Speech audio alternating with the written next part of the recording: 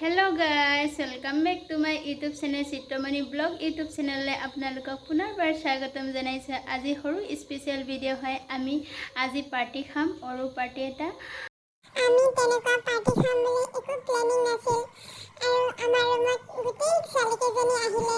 তাৰপিছত আমি কথা পাতি আছিলোঁ